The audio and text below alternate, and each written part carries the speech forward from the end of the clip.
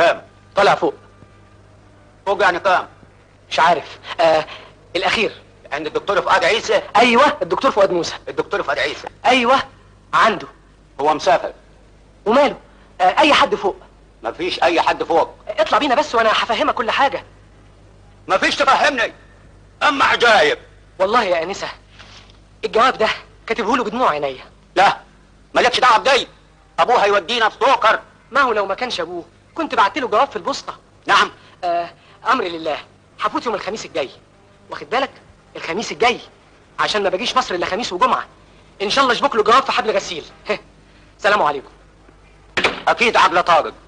بذمتك يا ست ازهار اللي يسمع بيقول الكلام ده مش يفتكر بيحب الدكتور وخايف من ابوه. عملت ايه في الحصه؟ كويس يا الحمد لله.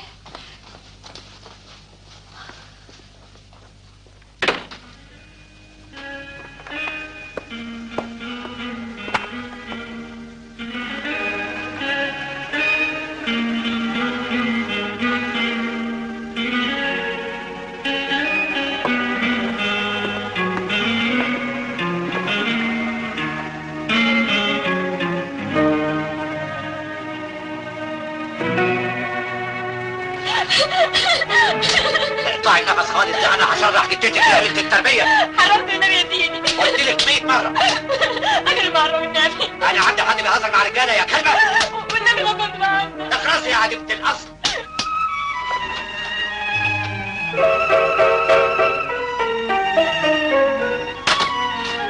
كلمي بابا يا ست ازهار. هو في ست ازهار تانية غيرك في البيت ده؟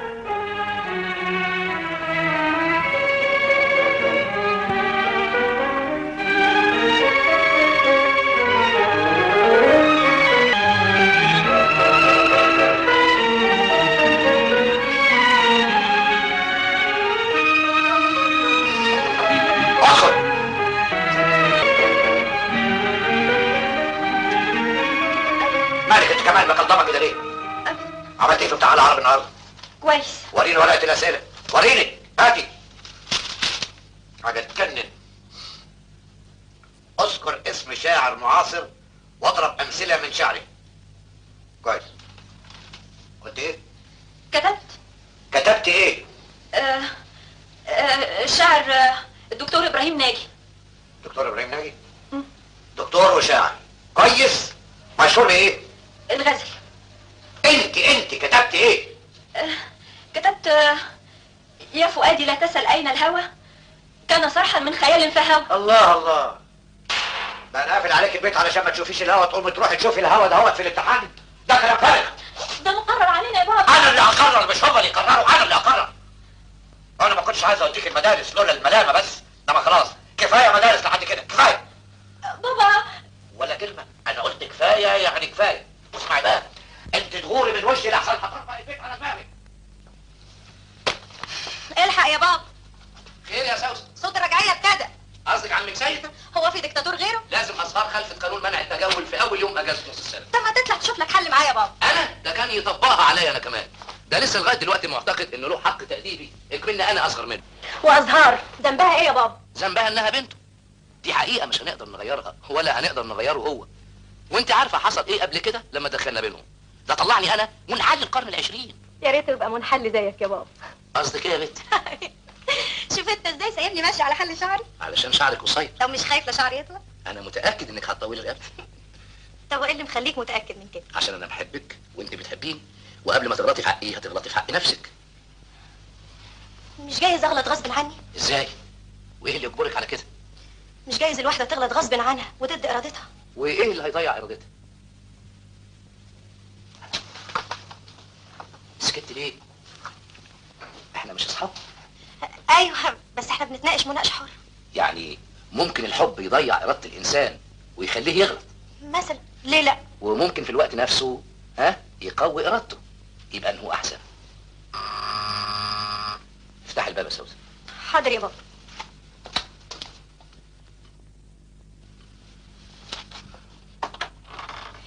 سعيدة يا ست سوسن. اهلا يا رضا. في حاجة؟ لا ابدا. البيه موجود؟ ايوه خش. بابا. ايوه يا سوسن. البيه بيقول لحضرتك اتصل بست الكبيرة في التليفون.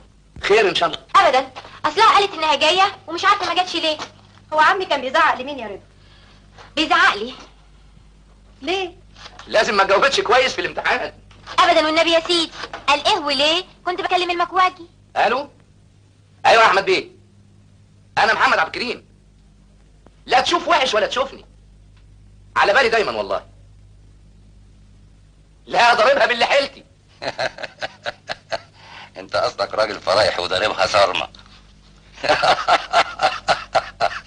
والله سلامات يا محمد. مين؟ ابدا، اصلها حست بتعب شويه فاجلت الزياره. لا لا لا مفيش حاجه ابدا، خير. هبلغها يا فندم. سلام عليكم.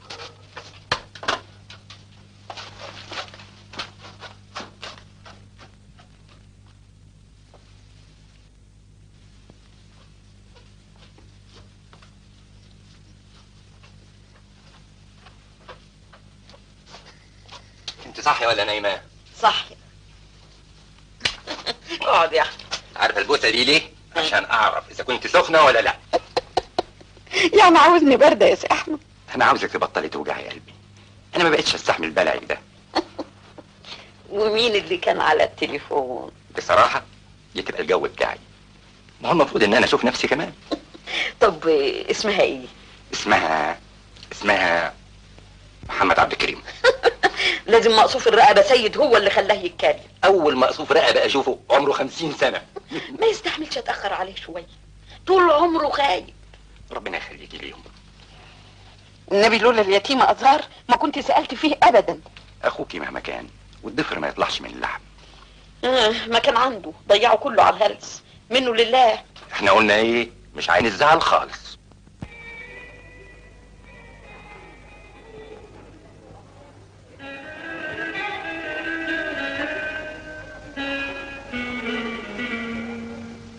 ما تفوت لنا يا اخ قبل ما يشرف سي يوسف ويفوقنا من اللي احنا فيه. اسم الله، احنا قاعدين في ملك ابوه، ربنا يجعل كلامنا خفيف عليه.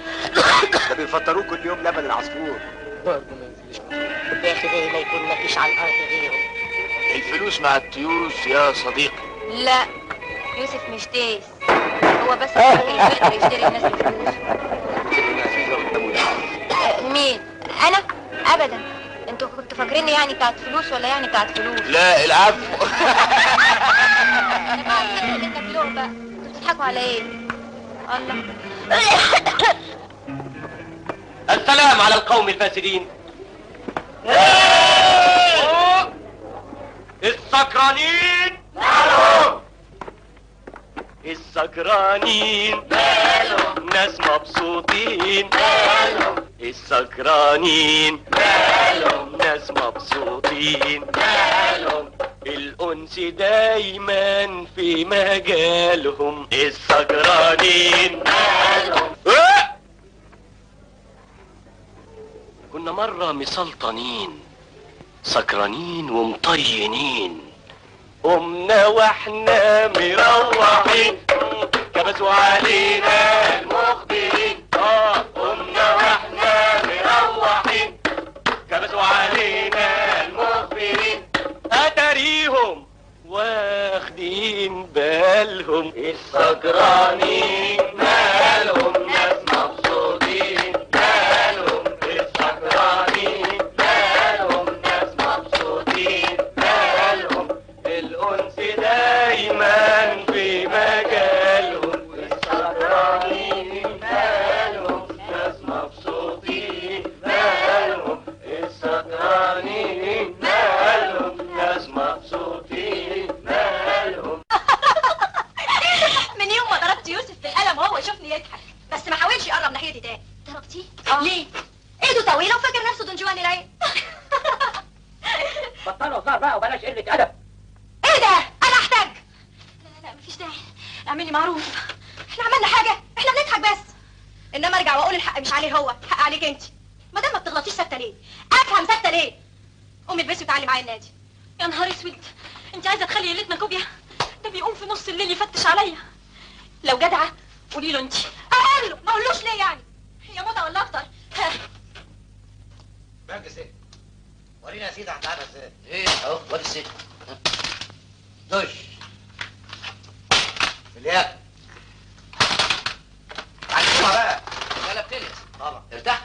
نويت يا سوسن؟ نويت بس ايه؟ ناوي عليك الجراج في البيت. بيني وبينك انا كنت هسيبك تروح لوحدك لان انا ماليش مزاج. تروح لوحدها فين؟ النادي. اصل الليله في حفله سمر ورقص، وانا بيني وبينك لسه ما خلصتش دروس الشبك. ما تخلي ازهر تيجي معايا النادي يا عم. نعم. هتهيص شويه بدل حبستها في البيت كده. انا بنتي مش بتاعت نوادي يا ست سوسن. ليه بقى يا عم؟ هما بنات النوادي مالهم؟ قلات الادب يعني ولا قلات الادب؟ ولا ابهاتهم قلالات الادب يعني ولا قلالات الادب ابهاتهم؟ والله بقى انا ما اعرفش. اصل في ناس دمها حامي ما تستحملش اي حاجه، وفي ناس دمها بارد تستحمل اي حاجه. روق يا ابو السيد، ده انت مخك يوزننا كلنا. ما هو عشان كده لازم ابعد بنتي عن اوكار الشيطان. الشيطان ملوش اوكار، الشيطان في مخ البني ادمين. في واحد مخه شيطاني وواحد مخه عجالي، مش كده ولا ايه يا ابو السيد؟ احضر العشاء يا تيتي؟ اتفضل اتعشى عن اذنك. يلا يا سوسن. حضرتك هتعشى مع الست ازهر؟ لا، عشيها هي علشان تنام، وانا اجيبي لي الاكل في اوضتي.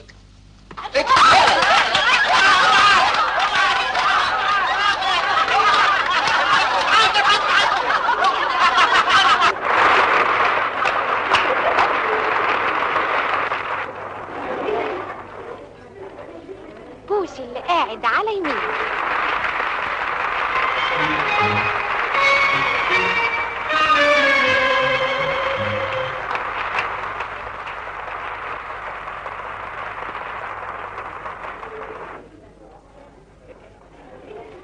لازم ترقص 10 بلدي.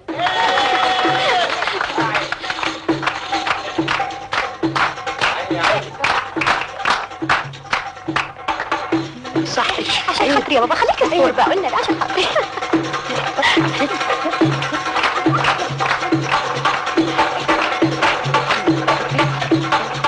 مش كفايه؟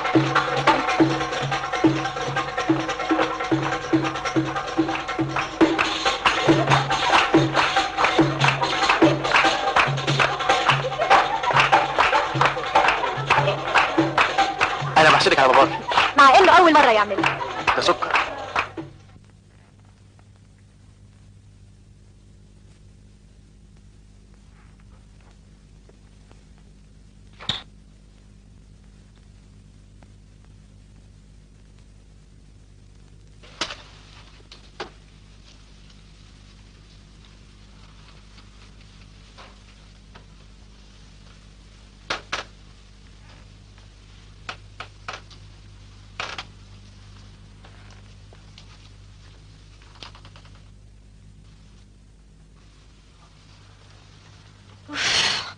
انتهت دورية التفتيش.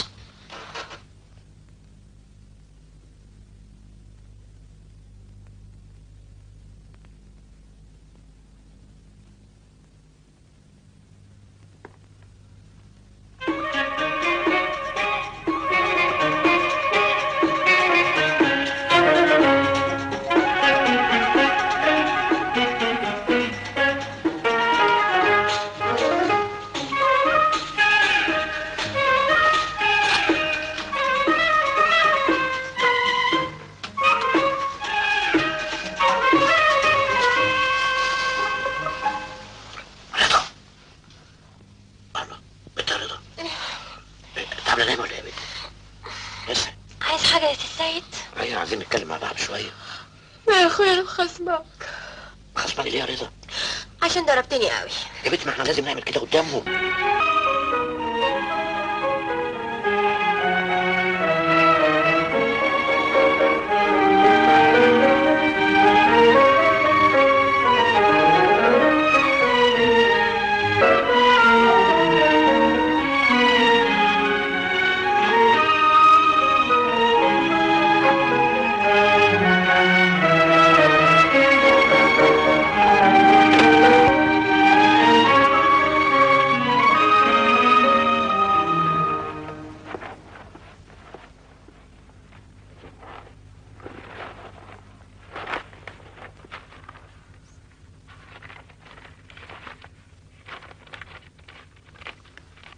الحب يا حبيبتي قصيدة جميلة مكتوبة على القمر. الحب مرسوم على جميع أوراق الشجر. الحب منقوش على ريش العصافير وحبات المطر. لكن أي امرأة في بلدي إذا أحبت رجلا ترمى ب50 حجر.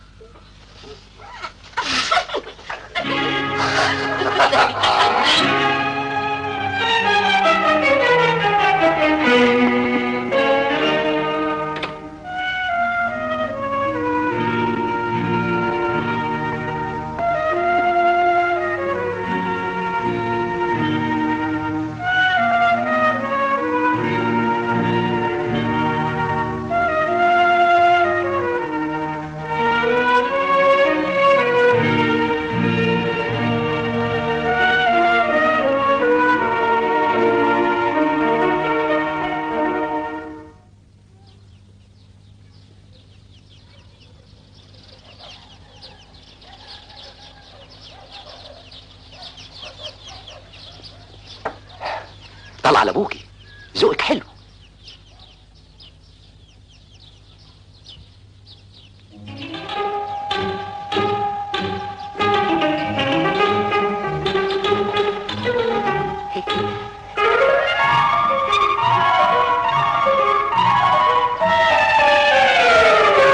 امشي كده.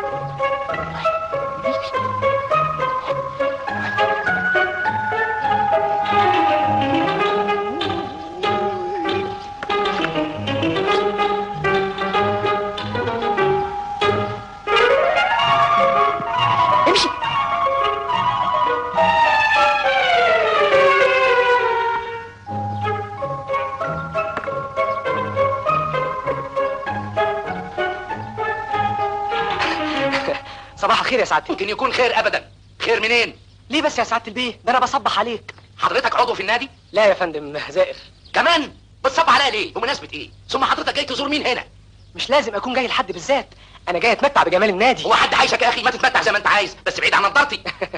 يظهر اني ضايقت حضرتك، مع ان نيتي حسنه والله. ارجوك ما تعطلنيش، انا بمارس هوايتي، انا بقوي نظري بالنضاره دي، انا مش بلعب. على كل حال يا فندم انا اسف. اسفك معاك يا سيدي، مع السلامه. مع السلامه. الله. مع السلامه. امشي. انا مش قلت لك ما تكلموش دلوقتي؟ ده انسان عجيب جدا يا اخي، قلت لك طول بالك وانا اعرفك بيه، ده راجل لطيف جدا. هو فعلا عنده لطف. للدرجه دي يا درش البنت دي مسيطره عليك؟ عمري في حياتي ما كنت اتصور ان بنت تشدني بالشكل ده. بس انا اعرف ان ابوها صعب جدا. ما هو عشان كده عايز اتعرف على عمها. طول عمرك نمس يا درش. اسمع يا صالح، انا عايزك تعرفني على الاخ محمد عبد الكريم باي شكل. اظن مش ممكن النهارده لانك ضايقته على الاخر. ما هو انا لازم اوصل لها جواب قبل ما ارجع الفيوم. طب ما تروح وتديهولها. ييه، افهم يا بان عبد الكريم، عشان لو حد قفشني وانا طالع العماره ابقى تحجج اني طالع له. وهو ضروري تتعرف عليه. على رايك، ده حتى باين عليه مناخوليا. انا بقى مستبيع، هطلع لها جواب واللي يحصل يحصل. لا ده انت باين عليك غرقان لشوشتك. والله اتدورنا واستوينا وطلبنا الاكله يا ازهار. غيركم يا ازهار ما تغرقنيش تاني، ده انا مره عملت لك تلتينكم ابوكي خصم لي اجره الفستان. طب قصرهولي شويه. يا حبيبتي ابوكي هو المغسيله، انا ماليش ذنب يا ازهار. يا ازهار انا مش قد الاستاذ سيد. ما تخلي يوسف يكلمه، يمكن يقدر يحنن قلبه شويه. قولي له انت. حاضر. ولا اقول لك بلاش بلاش، مفيش داعي.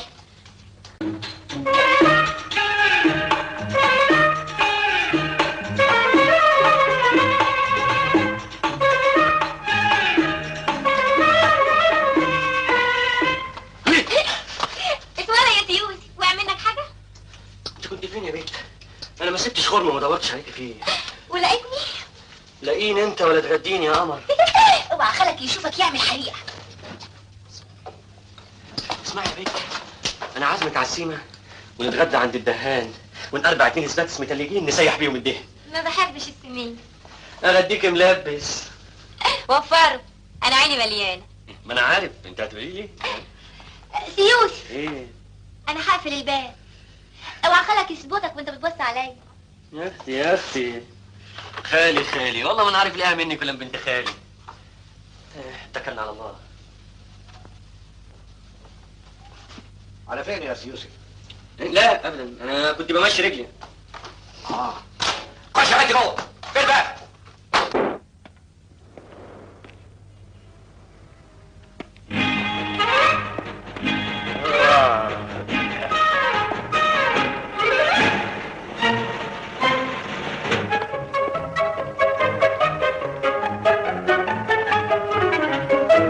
يا حضرة يا فندي، انا تعالي، الدكتور فؤاد عيسى وصل، حظك من السماء. اطلع اديله الجواب، ده انت بالك طويل قوي. بقول يعني يمكن يكون نايم مريح شويه. لسه من تحت عقب الباب. يقع في ايد حد بعدين تبقى مش لطيفه. هو جواب ولا قنبله؟ ثم حد مين؟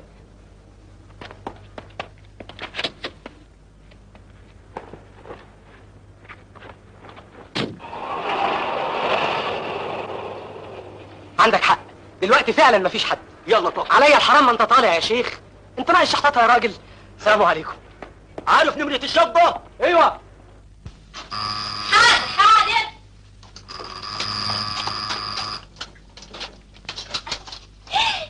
صباح الخير.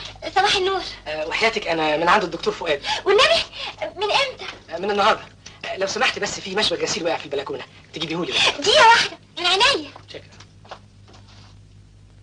أزهار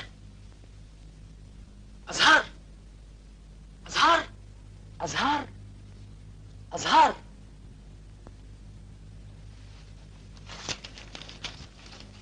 استني بس، تعالي. خديه خديه نروح في داهية.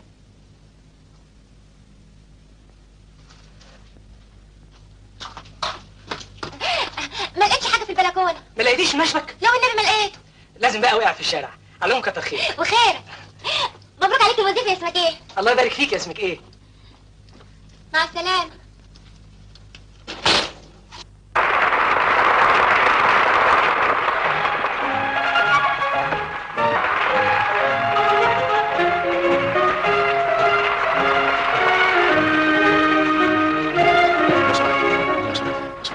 عيني عليكي باردة، كنت عاملة زي المايسترو في الملعب. ميرسي.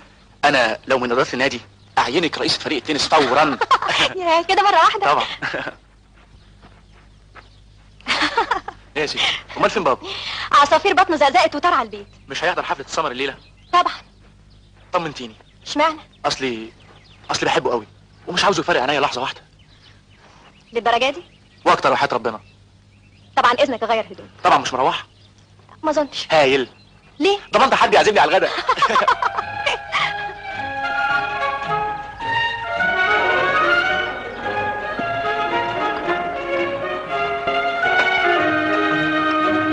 انا لما اتجوز ابقى اب هعمل بنتي زي ما باباكي هعملك بالظبط. هتبقى اب ممتاز، ابشر. تعرفي ان دمك خفيف. ربنا يكبر بخاطرك يا بيه. انا بتكلم جد، انت شخصيه تدخل القلب بسرعه. ده ايه الرضا ده كله؟ انت فاكراني بهزر؟ لا بس يمكن تكون جعان زي حالاتي. كل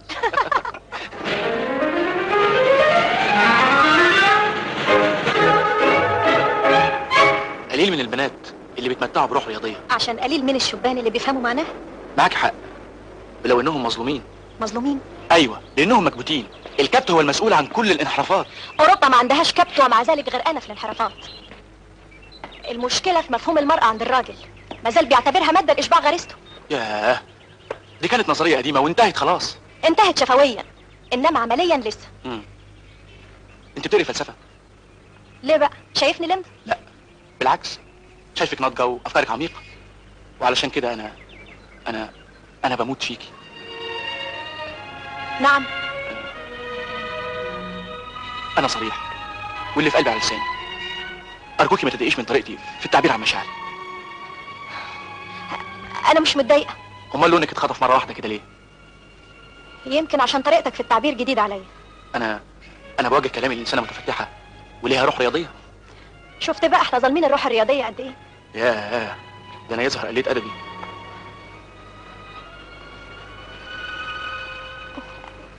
مش قوي. خير يا ستاي؟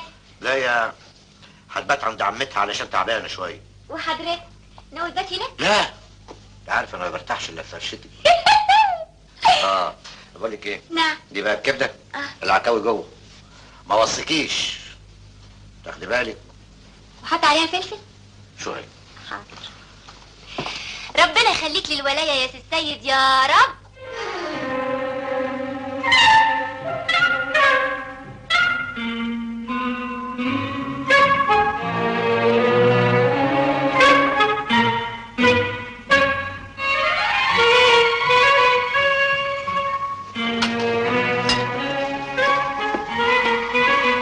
عنك يا بط، عنك. وبعدين معايا يا جدع. عنك بس عشان مش عايزك تتعبي بس. اخ يا لهوي، ايه الجمال ده، يا عيني على النعم.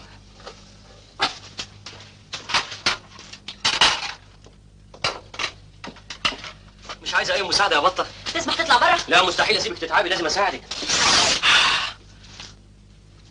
عشانك انت انكوي بالنار ولا جدتي يا خراشي.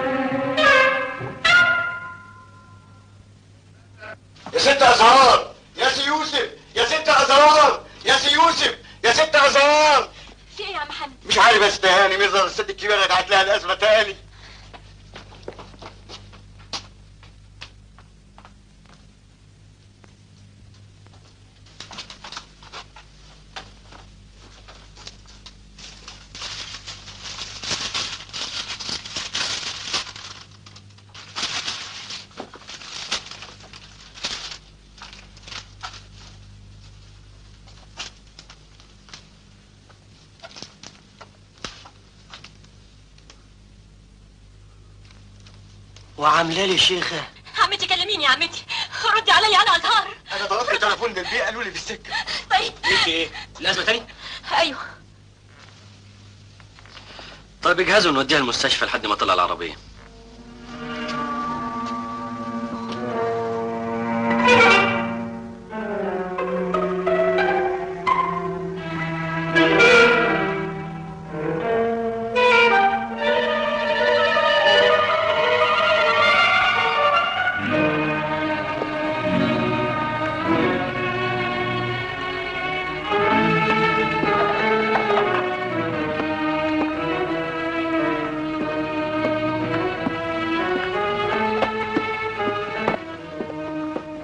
امال فين احمد؟ بره مع الدكتور.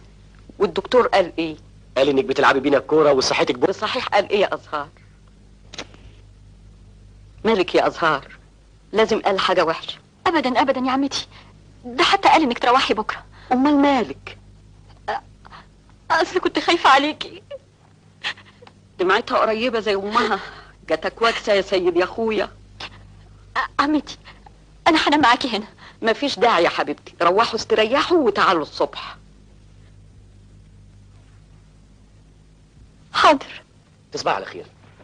طب ما تتأخروش عليا الصبح. حاضر.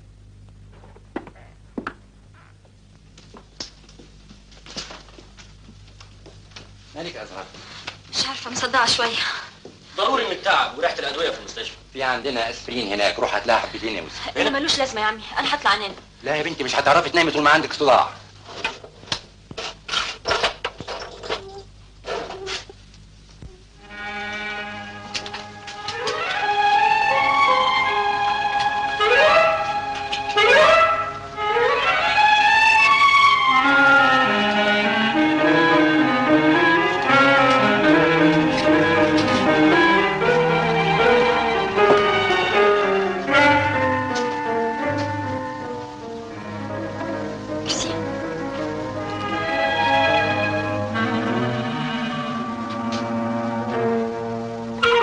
تعالي يا بنتي، اطلعي نامي.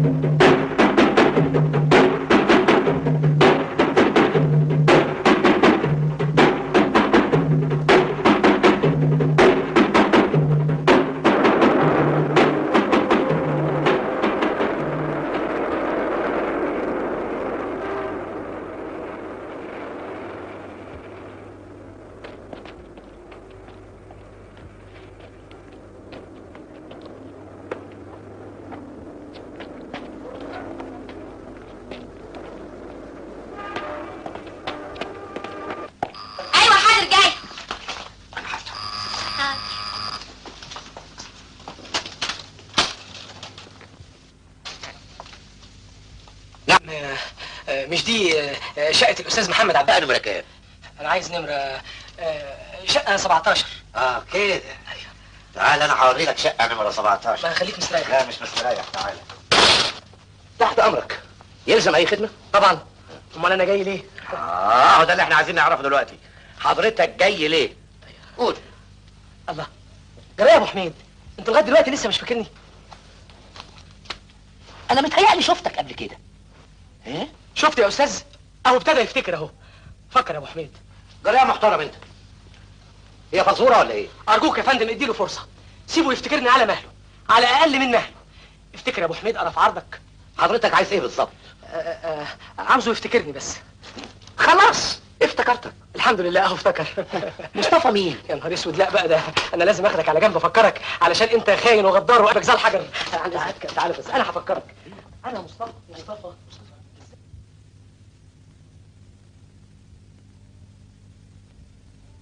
انت؟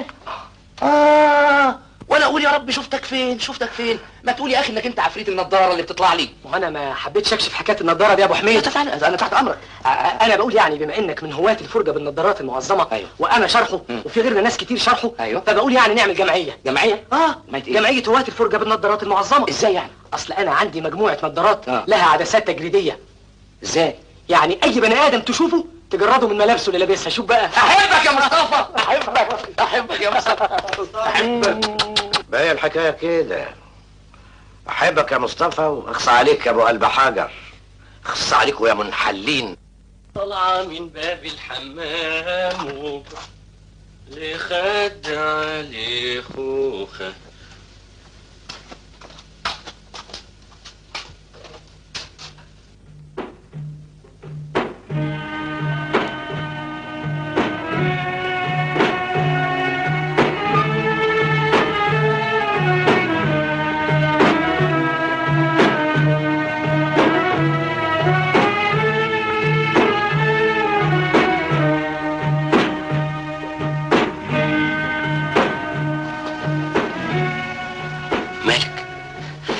موهومة كده ليه؟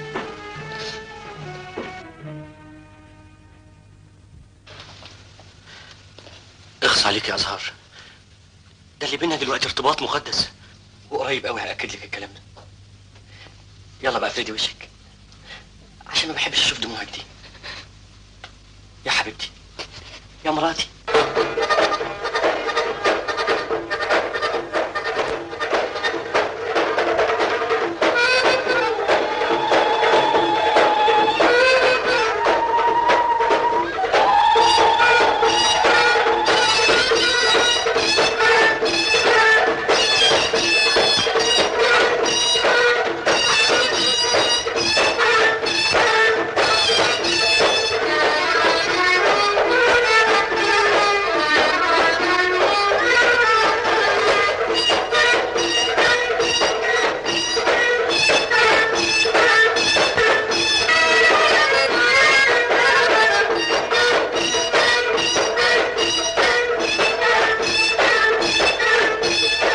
يا بنتي قلة الادب وامشي اطلعي على فوق.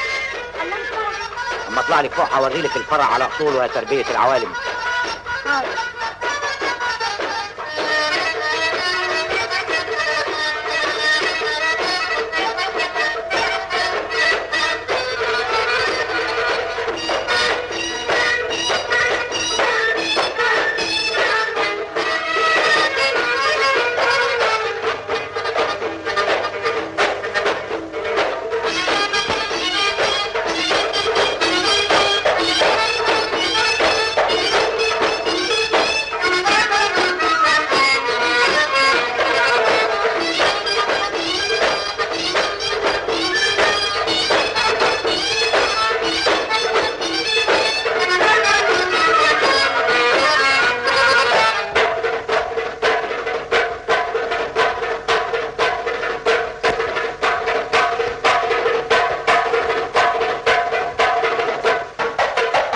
وانت ما شبعتيش سهر؟ شبعت. 5 دقايق تباركي وتطلعي. حاضر. سيد. نعم. اتهدي يا سيد. السهر مش كويس على البيت يا خديجه. نقطت بنت اخوك. احنا في ايه ولا في ايه؟ عقبال يوسف يا خديجه. في حياتك يا محمد. وعقبال ازهار كده يا سيد نفرح بيها عن قريب. قريب ولا بعيد هي حظها.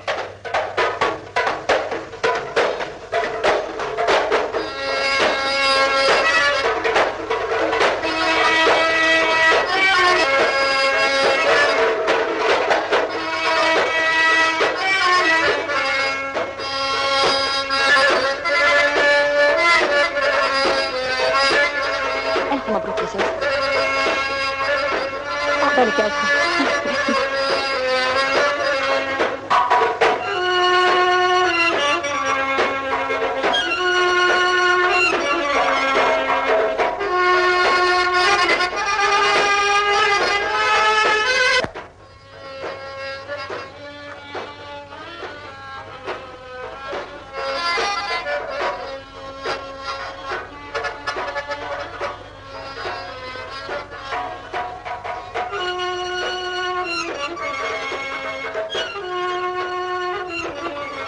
مش معقول.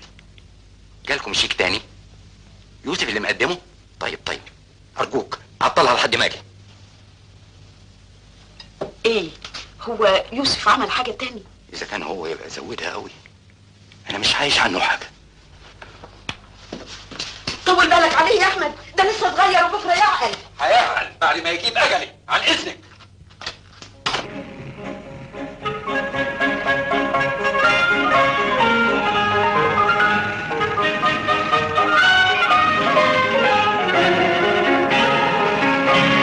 ما تروقي بقى.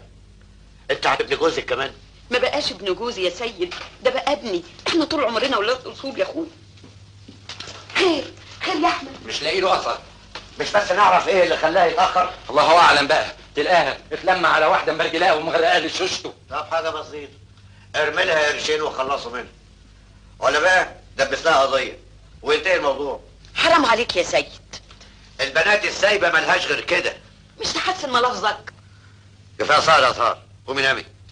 أنا هروح معاك. لا، خليك اليومين دول مع عمتك علشان تونسيها.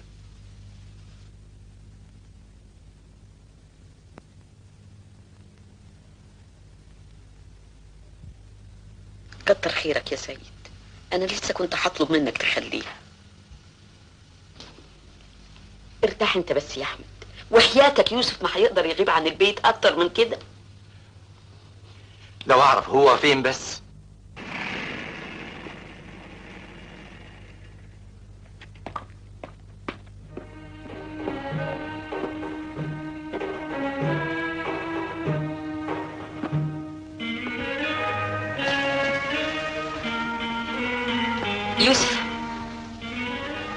يوسف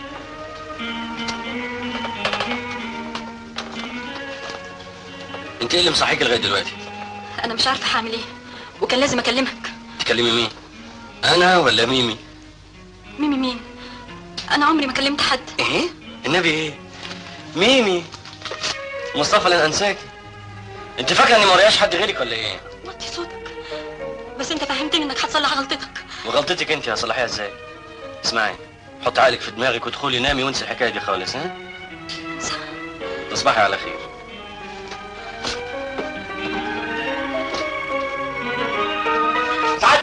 سعادة البيه البيه الصغير هنا. يوسف شفته فين؟ الموتوسيكل بتاعه بره، يبقى هنا. يا من بكريم يا رب. ما تتعبش نفسك يا بابا، انا جيت اهو.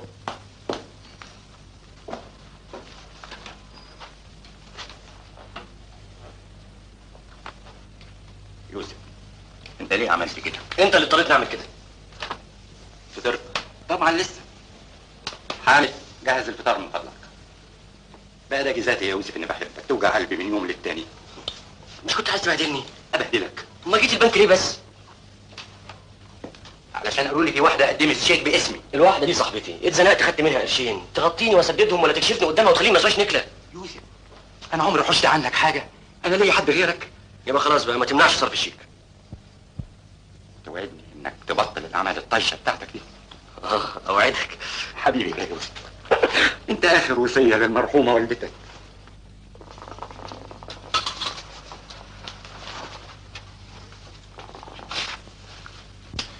سيدي اكمل ولا استكفيت؟ يا بنت كملي بلاش لماضه. واحده شايله همك، لا من لحمك ولا من دمك. تبقى متعلقه فيك، لا انت نصيفها ولا ضمير فيك. بقى الفنجان بيقول كده؟ اه. طب انا بقى انا هشوف لك فنجانك. توريني. شوف يا ستي. الفنجان بيقول انك بت كلك مياعة، عينك فارغة ما عندكيش قناعة. ده الفنجان هو اللي بيقول. واقف وراكي سيد الرجالة. رجاله. بالنهار بيعذبك وبالليل بيعززك. بس يا بنت خليني اشوف الفنجان. تبوسي ايدك وش وظهر، بوسي وش وظهر. تبوسي ايدك وش وظهر، بوسي يا بنت. انا بص. ايدك. والنبي ايه؟ اكمل انا بقى. كملي. قدام الخلق عامل درويش، ومن وراهم ايه؟ ابليس. انا؟ امال انا؟ طب كفايه. ايه؟ زعلت؟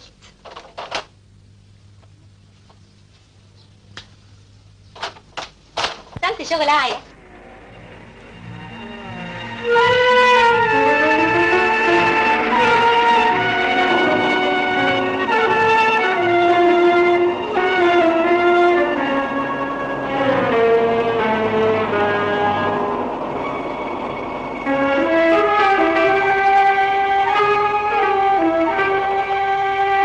الحمد لله بالسلامة يا سعادة البيت. الحمد لله بالسلامة يا ست الكل. يا اهلا بالهان. الله يسلمك يا مهووس. اركب يا شلبي. ودي تيجي سوق يا بيه، دي فرقة كعب. اركب يا مهووس. دستور يا ست.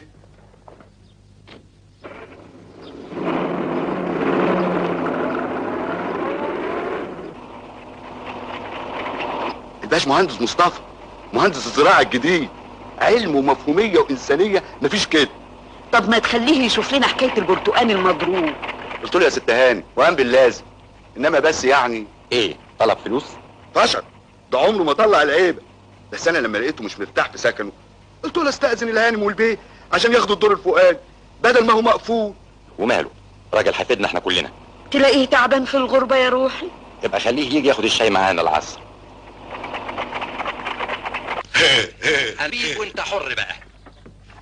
اعتبر العزبة بتاعتك واعمل اللي تشوفه. ان شاء الله اكون عند حسن ظنك يا استاذ احمد. انا مش قلت لك الباشمهندس هيدخل نافوخك قوي؟ يا أخي، مع انك ما بتفهمش حاجة ابدا. تعال يا خديجة سلمي على الباشمهندس مصطفى. اهلا وسهلا يا باشمهندس. الحمد لله على السلامة يا هانم. الله يسلمك يا ابني. أزهار بنت أخو الهام. اهلا وسهلا. هتنبسطي قوي من جو العزبة يا أزهار. أصلها لسه مخلصة امتحانات نص السنة وجاية تتفسح لها يومين في العزبة. بس يا رب جو الريف يعجبها. جرى ايه يا شلبي؟ نسينا في الشاي ليه يا محفوظ؟ حالا يا ست هاني. احنا عايزين نشرب الشربات يا عريس. يوم الخميس باذن الله يا باشمهندس. خلاص يعني ده اخر كلام. الحبايب اتجمعوا والحمد لله، فاضل ايه تاني؟ بس عرضة تطور رقبتنا. مجهاد اطمن يا احمد بيه، ده انا تربيتك. ندرن عليا لسقي شربتك بايدي بعد بكره يا سعديه. ان شاء الله تسلمي يا ست هاني ولا يحرمنيش منك ابدا. عقبالك يا نسا ازهار. متشكرة.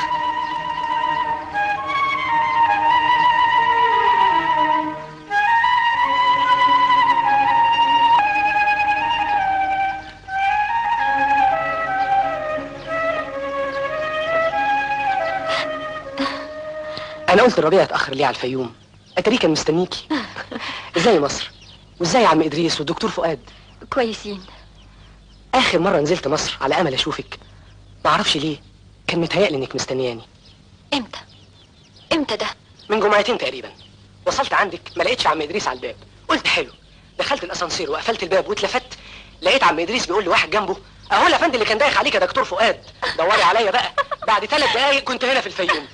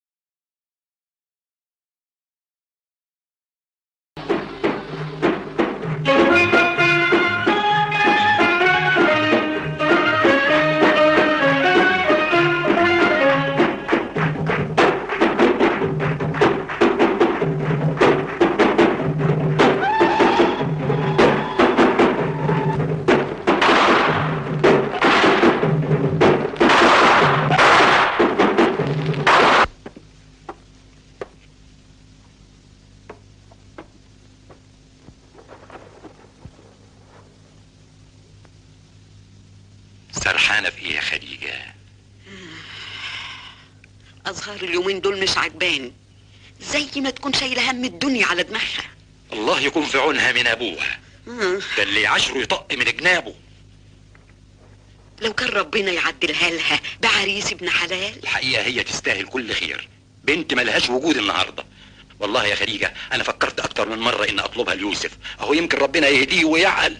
يا أحمد يوسف مش بتاع جواز، والبنت غلبانة وعاوزة اللي يريحها مش اللي يناهد فيها. فعلا معك حق وما يستاهلهاش. تعرف مين اللي يليق لها بصحيح؟ مين؟ مصطفى. يا ريت يا خديجة، ده شاب ممتاز وأخلاقه عظيمة. والنبي أنا أول ما شفته قلبي انفتح له، ودعيت ربنا إنه يكون من نصيبها. ربنا يسمع منك. تصبح على خير بقى، أحسن أنا دماغي ودوشة من شدة الفرح. طيب وأنت من أهله.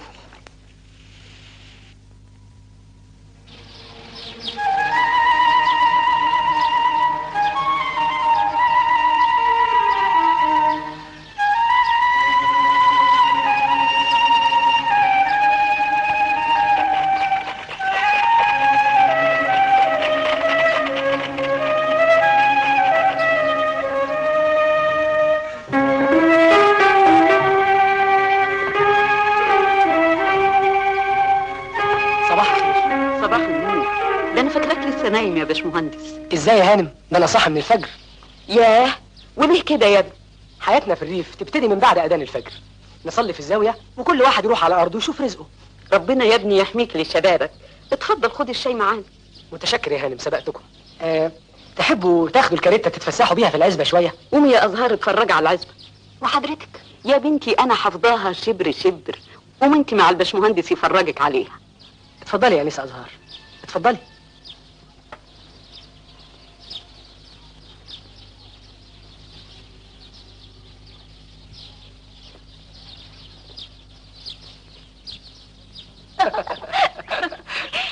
ما تتصوريش قد ايه انا تعبت وعملت حركات بهلوانيه لغايه ما قدرت اوصل لك الجواب. على فكره انت جريء جدا. بالعكس والله، ده انا حتى خيبه خالص. انت عايز تعمل ايه اكتر من طلوعك لغايه الشقه؟ ده لو كان بابا لمحك. هو لمحني وبس، ده ورطني حته ورطه ما خلصنيش منها غير عنك. الحمد لله اللي ربنا ستر. ويا ترى قريتيه؟ ايوه حسبي. بس لغايه دلوقتي ما وصلنيش منك رد. عاوزني اقول لك ايه؟ مش لازم تقولي حاجه، وجودك معايا دلوقتي الدنيا كلها.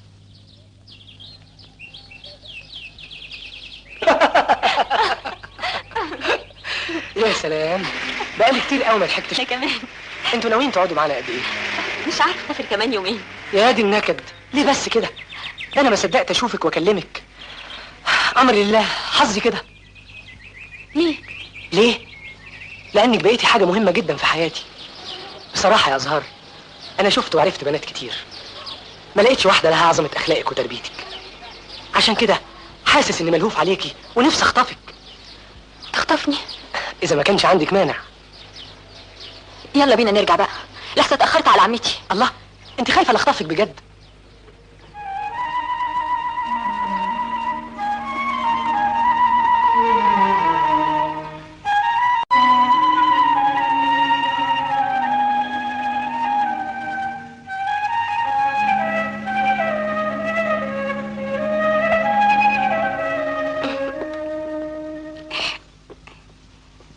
القهوه يا ست هاني. تسلم ايديك يا سعديه. امال فين الواد المطيور جوزك؟ طلع لغايه من بدري قوي يا ست هانم. يا رب. صباح الخير يا عمتي. يسعد صباحك يا حبيبتي. تعالي اقعدي جنبي، ليكي عندي اخبار حلوه عشانك. خير يا عمتي، اخبار ايه؟ الف مبروك يا روح قلبي. النتيجه ظهرت؟ نتيجه ايه؟ مبروك على العريس. عريس؟ بقى يا ستي الباشمهندس مصطفى لمح لعمك احمد امبارح انه عاوز يطلب ايدك من ابوكي اول ما ننزل مصر. لا يا عمتي لا. ليه يا بنتي؟ هو احنا هنلاقي عريس احسن من الباشمهندس مصطفى؟ ايوه بس انا مش ممكن اتجوز قبل ما اكمل تعليمي. يا اختي هي البنت ليها غير بيت جوزها؟ على الاقل يا ازهار تستريحي من المعيشه مع ابوكي وقرفه، واذا كنت عاوزه تكملي تعليمك مفيش مانع، كملي وانت في بيت جوزك. لا يا عمتي مش ممكن، انا مش موافقه على كده، مش موافقه على كده. ايه ده؟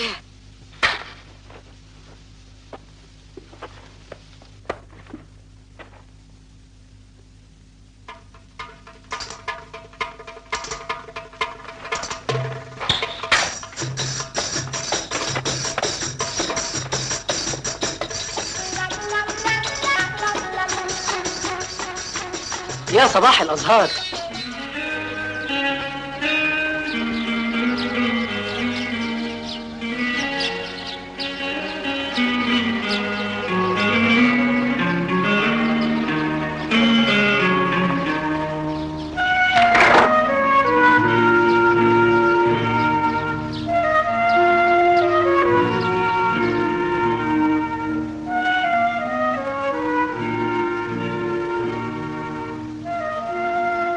ذنبه ايه يقع في واحدة زيي؟ انا خلاص انتهيت انتهيت انتهيت.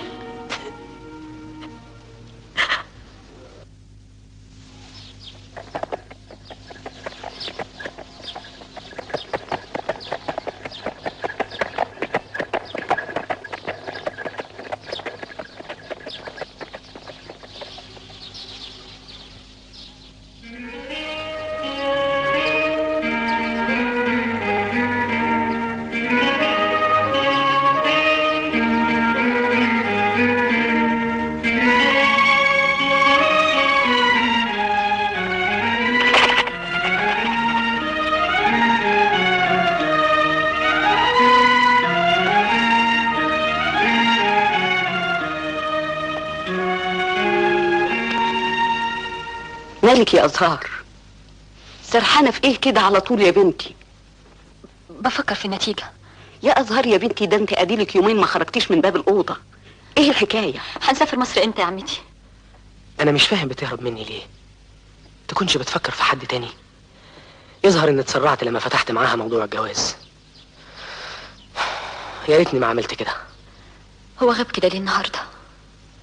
مش قعدته يتأخر كده؟ لكن انا مالي؟ ايه اللي يخليني استناه باللهفة دي كل يوم؟ مش لازم اتعلق بيه اكتر من كده. يا رب يا رب قويني وصبر قلبي. انت وحدك اللي عارف قد ايه بحبه. ست ازهار يا ست ازهار يا ست ازهار يا ست ازهار، اتصل لنا بالدكتور في المركز بسرعه. ليه في ايه؟ الباشمهندس مصطفى ماله؟ كانت وقعت فيه الزراعيه وانظهرت ان رجله اتكسرت.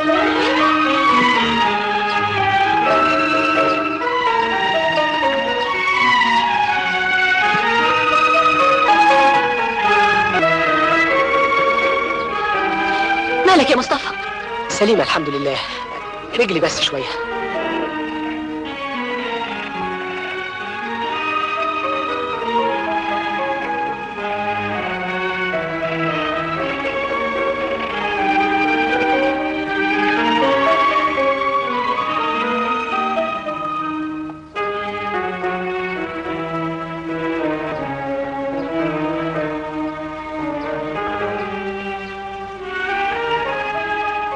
ازاي صحتك دلوقتي؟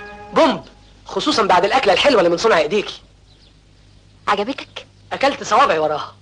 بالهنا والشفا. لو كنت اعرف ان كسر رجلي هيخليني اشوفك كنت كسرتها من زمان. بعد الشر.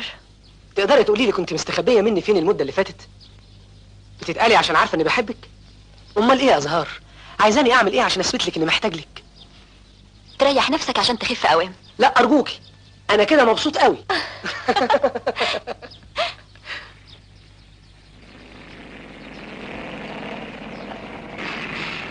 انا لازم ادخل حالا.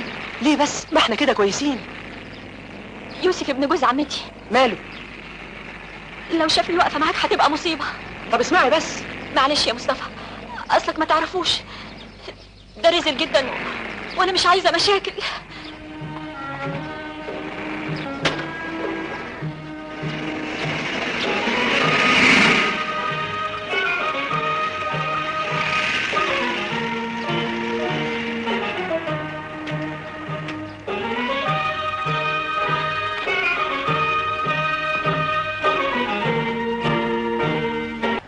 خد.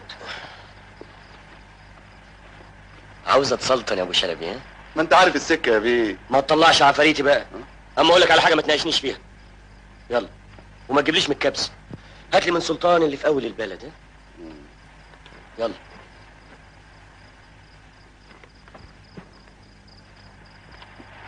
شلبي هو راح فين يا اختي انت يا ولد؟ قعدته مشوار.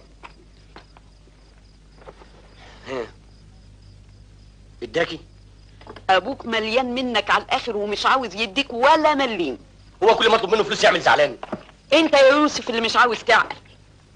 معرفش مين طلبه في التليفون وقال له زي ما كنتش هتربي ابنك انا هربيه. ناس جبنات اعمل لهم ايه؟ على العموم خليك للصبح يا يوسف، ان ما اداكش احمد انا اديك قرشين بس مش كتير. لا كتير. طب ما تزعقش لا طول ابيض ولا اسود. اما يجي شلبي يبقى ابعتولي.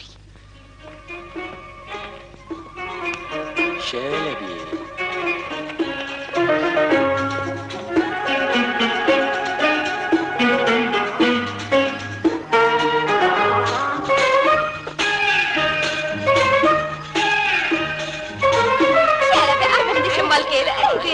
لا يا والد يا لهوي ايه اللي جاب؟ يا لهوي اللي دخلك هنا بقى؟ يا بنت مش خلاص اتجوزت وطمنتي هتحججي بايه دلوقتي؟ انا طول عمري شريفه يا بيه. ايوه بس دلوقتي مفيش حاجه تخافي عليها. اللي تخاف من الحرام وهي بنت تخاف منه اكتر وهي على دنيا راجل. ايوه تخاف منه اكتر وهي على دنيا راجل. اخرج بره امسكوا. طب نخاف سوا. الله يا بنت ثلاث ان ما بعدت عني لا انا بالصوت ولا من البلد كلها. ايه امشي بره امشي اخرج بره امشي بره يلا امشي بره. يا بنت الفرطوس. طب تعالي اعملي لي شاي. اما يجي شلبي. شلبي هيغيب. الدنيا ما طريتش زمانه جاي. يعني ايه؟ اذا كنت خرمان قوي اعمل لروحك الشاي والسكر في المطبخ. طيب يا سعدية طيب. هتندم يا جميل.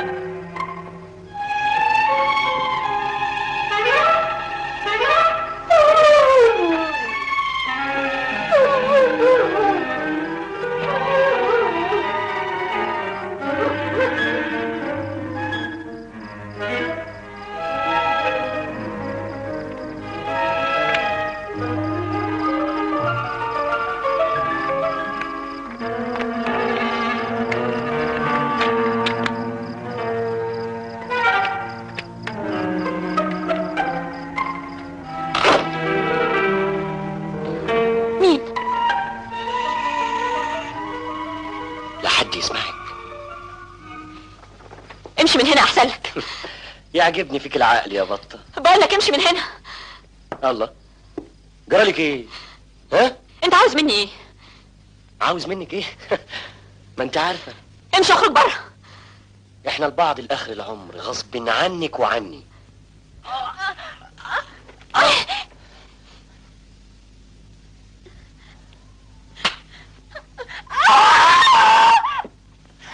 مالك يا زهر في ايه؟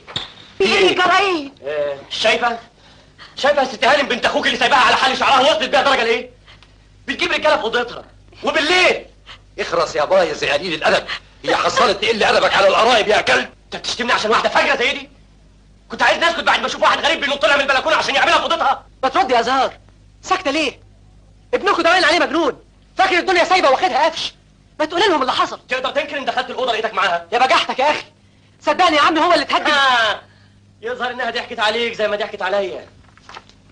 تقدري تنكري الجواب ده؟ اتفضلوا اقروا الجواب الغرامي اللي ظبطته معاها وانتوا تعرفوا انها منحلة. شوفوا حبيب القلب كاتب لها ايه.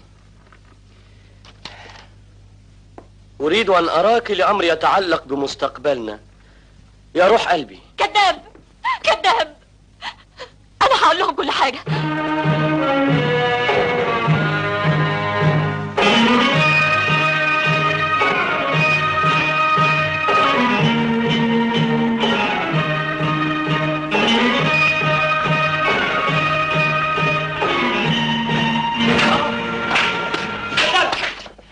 اخرس يا قليل الادب. ادب يا منحل، هي وصلت للدرجه دي؟ ايه هو ده؟ والله العظيم انا هدوك في كده. امشي يا منحل.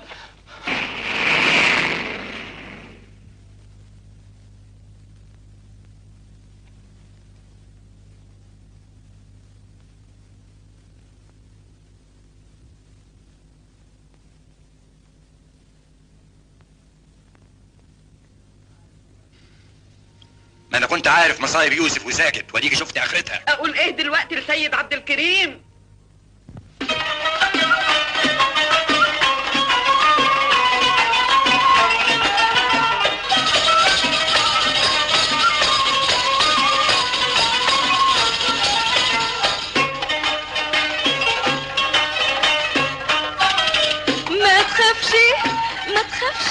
ما تخافش عليا، ده انا بنت شقية في العشق يا روحي، عاوزة المهلغية في العشق يا روحي يا روحي، عاوزة المهلغية. ما تخافش ما تخافش عليا، ده انا بنت شقية في العشق يا روحي يا روحي، عاوزة المهلغية في العشق يا روحي يا روحي، عاوزة المهلغية.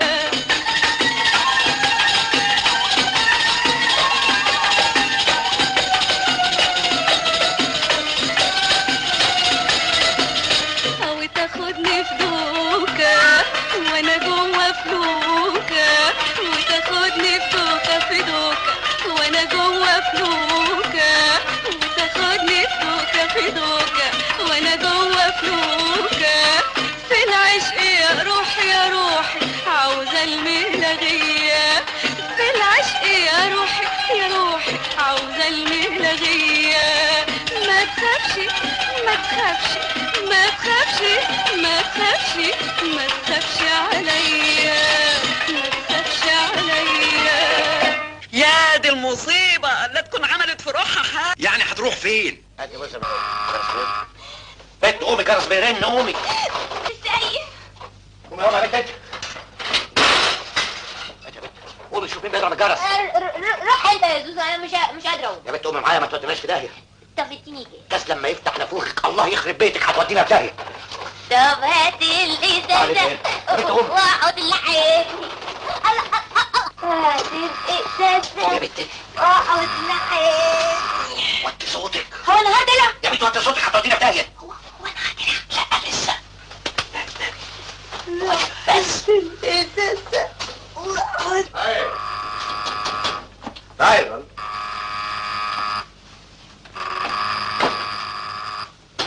ايوه أزهر. مساء الخير. قولي في حاجة حصلت؟ عمتك جرالها حاجة؟ اطمن مفيش حاجة. امال انت جيتي دلوقتي ليه؟ وانا لازم اخد اذن قبل ما اجي البيت.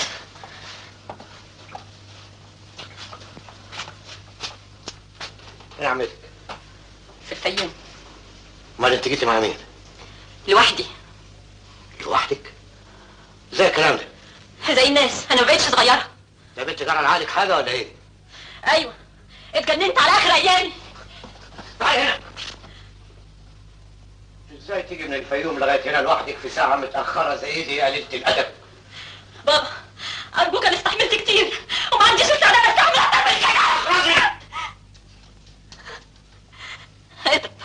اضرب زي ما انت عايز، بس لازم تعرف اني فاهمه كل حاجه بتحصل في البيت ده. فاهمه ايه يا مجنونه؟ ده انا هموتك.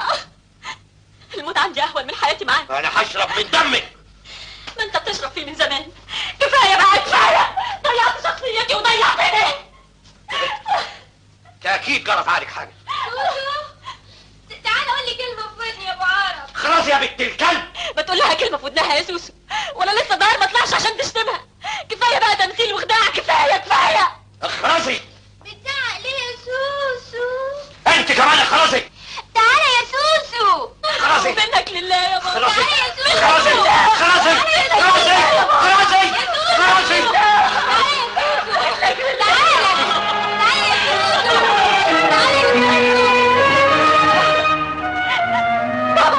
بابا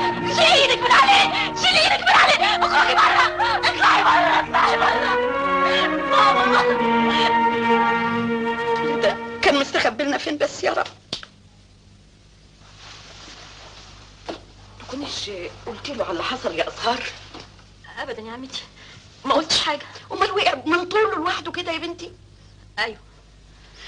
ربنا يلطف بك يا سيد يا اخويا يا رب.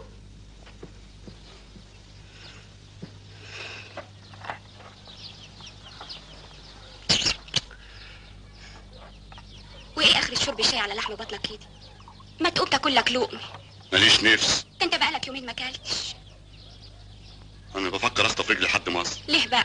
اطمن على الباشمهندس مصطفى واشوف الجماعه عملوا ايه في المصيبه اللي ما كانتش على البال دي. انت فكرك ان الواد يوسف هيصلح غلطته بالسهل كده؟ يا ما نفسي اطخ عيارين واريح الدنيا من شره. برضه ست ازهار غلطانه انها تسلمه نفسها. يا بنت ما كانش في وعيه، اداها تطوري. يعني انت لو كنت مطرح كنت هتتجوزها؟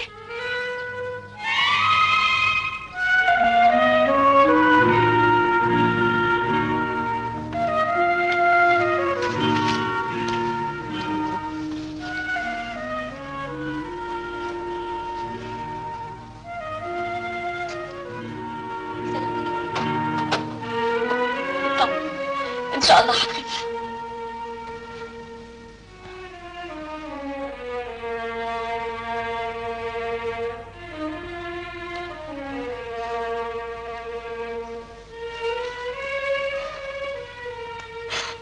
صدقني يا بابا، كلها اسبوع بالكتير وتقوم بالسلامه.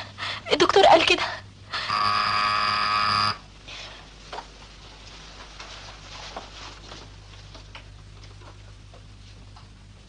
انت فاكرنا حمار ولا فاكرنا حمار؟ لا، ده انا صعيدي افهمها وهي طايره. لا فهمك كويس، انت راجل اونطجي وراجل ماشي كويس ابدا. ممكن اقابل الاستاذ سيد عبد الكريم؟